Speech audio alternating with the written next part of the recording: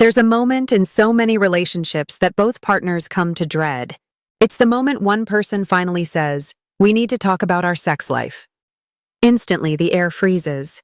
One partner, who has likely been feeling rejected and frustrated, feels braced for a difficult, defensive conversation.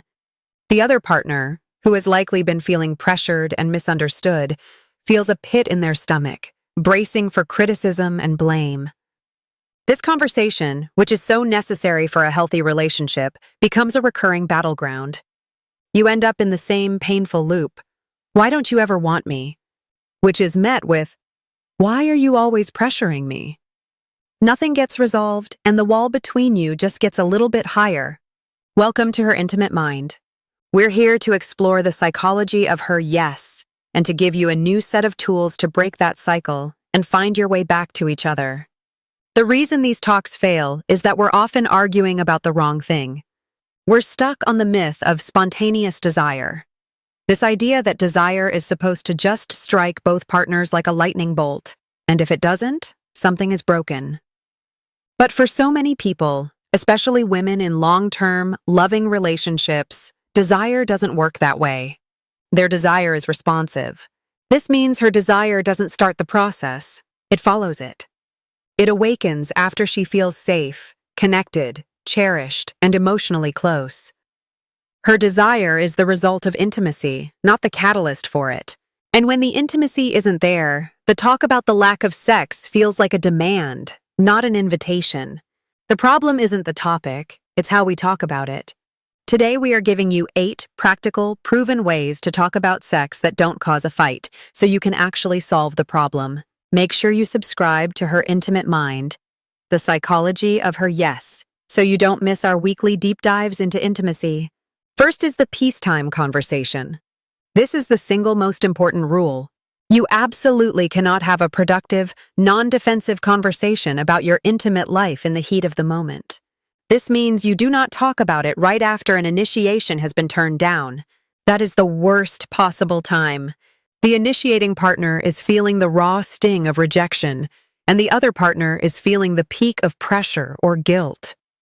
Both of you are in your emotional, defensive brains. You also don't talk about it at 2 in the morning when you're both exhausted, or in the middle of a stressful, unrelated argument about finances or the kids. The peacetime conversation happens when you are already feeling connected and calm. This is a Sunday morning over coffee. This is on a relaxed walk in the park. This is on a Saturday afternoon when the chores are done and you're just sitting on the sofa. You must choose a moment when the emotional threat level is at 0. This signals to your partner that this conversation is not an ambush or an attack. It is an act of proactive, loving maintenance on your relationship, coming from a place of connection, not a place of desperation. Second is the "I miss you" opener. How you start this conversation determines, almost 100%, how it will end. If you start with a "you" statement, you will get defensiveness. You never initiate. You always say you're tired. You don't seem attracted to me anymore. These are all accusations.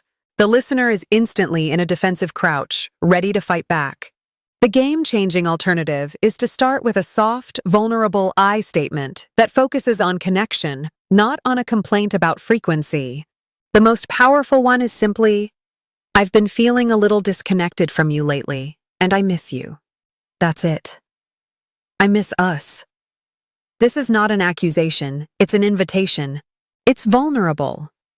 It communicates that your primary longing is for connection with them, not just a physical act. It bypasses their defenses because you're not blaming them. You are sharing your own emotional experience and your deep desire to feel close to the person you love. It frames the entire conversation around a shared goal, getting back to us. Third, you must build the positive foundation. Before you get into any of the difficult parts, you must anchor the conversation in what is working. This is critical for making your partner feel safe. If you dive straight into the problem, you're confirming their worst fear, that you think the relationship is failing and it's their fault. Instead, you start by explicitly stating what you love and cherish. It sounds like this: "I miss you, and I was just thinking about how much I love our life together. I love the way we laugh at the same stupid jokes, And I felt so incredibly close to you last week when we took that walk and just talked. I love that we're such a good team. By starting with a deposit of genuine appreciation, you are reminding both of you that you are on the same side. You are lowering their cortisol, their stress hormone. You are signaling that this is not a divorce talk or an "I'm leaving you" talk. It's an "I love what we have and I want to make it even better" talk. It's only from that safe, positive foundation that you can gently and safely examine the parts that are feeling strained. Fourth is to clearly state the connection, not a quota goal. One of the main reasons partners get defensive is because they feel like you are coming to them with a demand. They hear, "I need you to have sex with me 3 times a week." They hear a quota. They feel like a vending machine, and that you are there to complain that the product isn't dispensing. This is especially true for the partner with responsive desire, who feels like you are demanding they spontaneously want something, which they can't just will into existence. You must explicitly diffuse this. After you've set the positive foundation, you say, "My goal for this talk is not to pressure you, or to get you to agree to a schedule, or to make you feel bad. My goal is just to understand each other's worlds a little better. I want to understand what makes you feel close, and I want to share what makes me feel close, so we can find our way back to that connection we both love." This explicitly removes the pressure. It makes the goal mutual understanding, not a sexual outcome. This is a profound shift, and you can often see the tension leave your partner's body when they hear it. Fifth is to lead with curiosity, not accusation. Now that your partner feels safe, this is your moment to listen, not to talk. You have to move from being a prosecutor who thinks they already know the truth, "She's just not attracted to me," to being a curious, loving detective who knows nothing. Your only job is to understand their internal world. So, you ask gentle, open-ended questions. Do not ask why questions, which sound like "Why are you broken?" Instead, ask what questions. What is your experience of our intimacy right now? What is your internal world like at the end of the day when we get into bed? What makes you feel the most connected and relaxed? What are the things that get in the way for you? And then you just listen.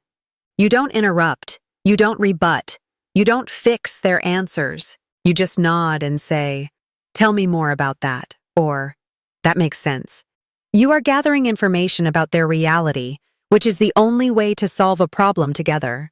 Sixth is to share your menu, not your mandate.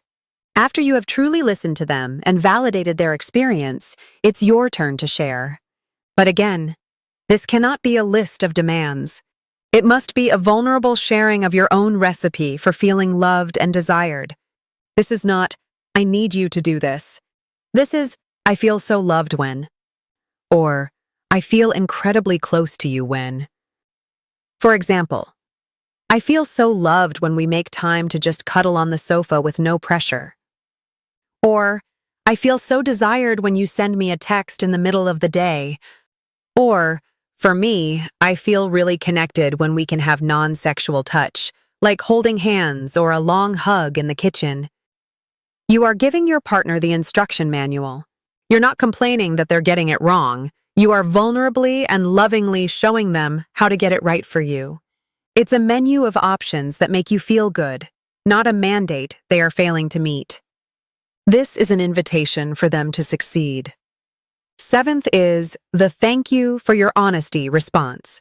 This is perhaps the hardest and most important step, especially for the partner who has been feeling rejected. Your partner is going to share their truth, and that truth might be painful. They might say, "Honestly, by the end of the day, I feel so touched out by the kids." Or, "I feel like I'm doing everything around the house and I'm so exhausted, the last thing on my mind is sex." Or, "Sometimes I feel so disconnected from you emotionally, I can't be physically open." Your instinct will be to get defensive, to say, "That's not true, I help," or "The kids aren't that bad."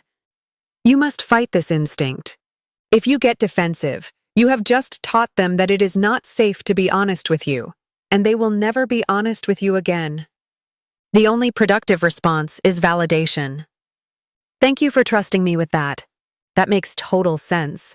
I want to understand that feeling of being touched out better. Or, I had no idea you were feeling that way about the household load. I'm so sorry. Let's talk about that, because that's a problem we can solve. This proves you are an ally, not an adversary. You are on the same team, fighting the problem, exhaustion, imbalance, not each other. Eighth, and finally, is to embrace the one conversation at a time mindset. You will not solve years of disconnect in one 30-minute chat over coffee. This is not a one-and-done conversation. This is the start of a new way of communicating. The goal of this first talk is not to have a complete solution. The goal is to have the talk go well. To have both partners walk away feeling heard, understood, and hopeful. You can end the conversation by reinforcing this. This has been such a good conversation. I feel so much closer to you already just by talking this way. We don't have to solve everything today, but I would love it if we could keep this door open and maybe check in again in a week or so. How would you feel about that? This removes the pressure to fix everything now and reframes your sexual and emotional intimacy as an ongoing, beautiful project that you are both lovingly committed to working on together.